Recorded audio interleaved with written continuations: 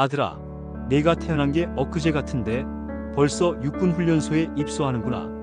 30년 전 아버지도 20살간 넘겨 군에 입대했었다. 새벽 기차역에서 너희 할머니가 도시락을 들고 배웅해 주셨지. 그때 할머니의 손끝이 떨리던 모습, 플랫폼에 남겨진 따뜻한 김 냄새와 차가운 겨울 공기, 아직도 기억난다. 그로부터 세월이 흘러 아버지는 아들이라는 가장 든든한 친구를 군대에 보내는 자리에 서 있다. 마음이 벅차면서도 뭉클하다. 아버지도 육군훈련소에서 훈련을 받았다. 지금보다 시설은 훨씬 낙후되었고 규율도 더 거칠었다. 구타와 가혹행위가 문제되던 시절이라 두려움이 컸다. 행군은 늘 비 오거나 눈 오는 날에 맞춰 잡히는 것 같았고 군화는 발을 물어뜯듯 아팠다. 하지만 이상하지. 전역하고 보니 그 시간이 내 인생의 큰 자산이 되었더라. 체력이 붙었고 무엇보다 해야 할 때 한다는 습관이 생겼다. 극한의 피곤 속에서도 동기들과 서로 가방 메어주며 끝까지 완주하던 그 경험이 사회에 나와서 포기하지 않는 법을 가르쳐 주었다. 너는 20살에 대학에 입학해 1학년을 마쳤다. 이제 21살, 새로운 학교로 가는 거다. 교실 대신 연병장이 있고 교수님 대신 분대장 조교가 계시지. 규칙은 더 단순하고 더 분명하다. 시간 준수, 보고 대답 분명하게, 동료 배려. 이 세 가지만 지켜도 누구에게나 신뢰받는 병사가 된다. 특히 5분 전 도착을 습관으로 만들어라. 군대에서 시간은 신뢰의 다른 이름이다. 입소 당일엔 마음이 복잡할 거다. 엄마 얼굴이 떠오르고 친구들 카톡이 아른거리고 갑자기 내 방 책상이 정든 풍경처럼 생각날 수도 있다. 괜찮다? 버스에 오르면 창밖으로 보이는 풍경이 조금씩 군대의 색으로 바뀌고 정문을 통과하면 모두가 똑같은 머리, 같은 체육복, 같은 표정이 된다. 그때 느끼는 낯설음은 사실 혼자가 아니다라는 다른 표현이다. 그 공간에서는 모두가 동기다. 서로의 이름을 빨리 외워라. 이름을 부르는 순간 그 사람은 타인이 아니라 동료가 된다. 훈련은 생각보다 빠르게 리듬을 탄다. 기상세면, 조식, 제식, 사격, 정리정돈, 점호. 하루가 분 단위로 쪼개지고 내 몸과 마음도 그 리듬에 맞춰 조율된다. 아버지가 주는 몇 가지 실전 팁을 적어둘게. 첫째, 발 관리가 생명이다. 행군 전날 발톱을 너무 짧게 자르지 말고 양말은 땀을 빨리 말리는 걸 꼭 챙겨 신어라. 물집이 잡히면 괜히 참지 말고 위생적으로 터뜨린 뒤 밴드를 붙여라. 발이 편해야 마음이 편하다. 둘째, 군장 정리는 빠르게보다 같은 자리, 같은 순서가 중요하다. 칫솔, 면도기, 수건, 수통 위치를 너만의 지도처럼 고정해두면 야간 점검 때 당황하지 않는다. 이름표는 선명하게, 개인 물품은 욕심내지 말고 최소로. 셋째, 식사는 골고루. 훈련소 밥이 입맛에 안 맞을 때가 있어도 한 숟가락 더 먹으면 오후 체력이 버틴다. 물은 훈련 전후 한 컵씩 규칙적으로. 사격 훈련 날엔 카페인 음료를 과하게 마시지 마라. 손이 미세하게 떨린다. 넷째, 구령과 목소리는 큰 소리 명확한 발음이 반이다. 알겠습니다. 한마디가 내 태도를 증명한다. 분대장 눈을 보며 대답하는 습관을 들여라. 진심은 시선을 통해 전달된다. 다섯째, 사람 사이의 거리. 선임과 간부 앞에선 예의를, 후임과 동기에게는 배려를. 부탁은 짧고 감사는 길게. 누구든 실수한다. 내가 먼저 괜찮다, 다음엔 이렇게 하자고 말해라. 그 한마디가 팀 전체의 분위기를 바꾼다. 아버지는 내가 군 생활을 열심히 할 거라고 믿는다. 내 성격을 안다. 맡은 일은 끝까지 해내고 누가 부탁하면 2번 생각하기 전에 먼저 돕는 아들이지. 그 장점이 군대에서 더 빛난다. 다만 내가 다 하겠다는 마음은 잠시 내려놓아라. 군대는 혼자 뛰는 곳이 아니다.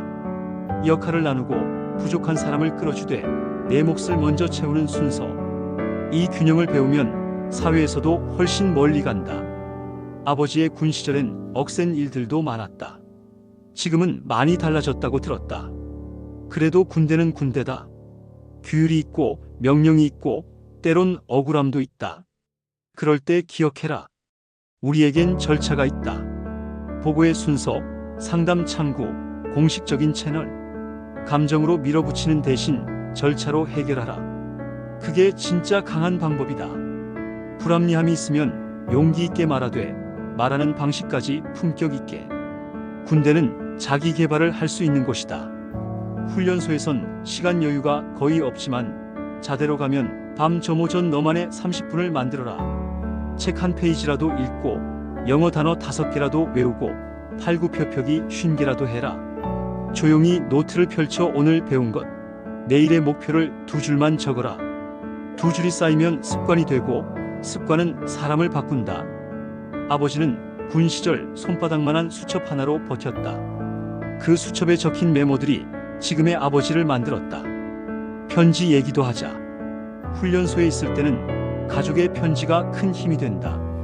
주소는 중대소 대생활반까지 정확히 적어달라고 입소 전에 우리에게 메시지를 보내라. 아버지도 엄마도 그리고 할머니도 정성껏 쓸 거다.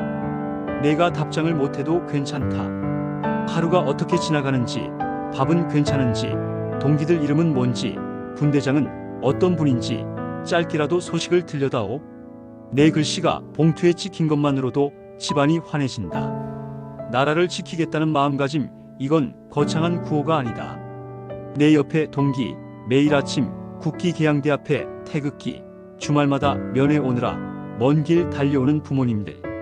그 얼굴들을 떠올리면 자연스럽게 허리가 펴진다. 조국은 지도가 아니라 사람들의 표정으로 이루어져 있다. 내가 하루를 성실히 버티는 일, 그게 바로 지킨다는 뜻이다. 아들아, 혹시 힘든 날이 오면 이렇게 생각해라. 오늘만 버티자. 군대의 시간은 이상하게 간다. 느리다고 느끼는 날이 쌓이다가 어느 날 갑자기 달력이 2장씩 넘어간다. 그 사이에 내 몸은 더 단단해지고 마음은 더 넓어진다. 땀이 눈으로 떨어져 따갑던 날도, 야간 사격장에서 숨을 고르며 표적을 바라보던 순간도 언젠가는 너를 지탱해주는 기억이 된다. 아버지는 약속한다.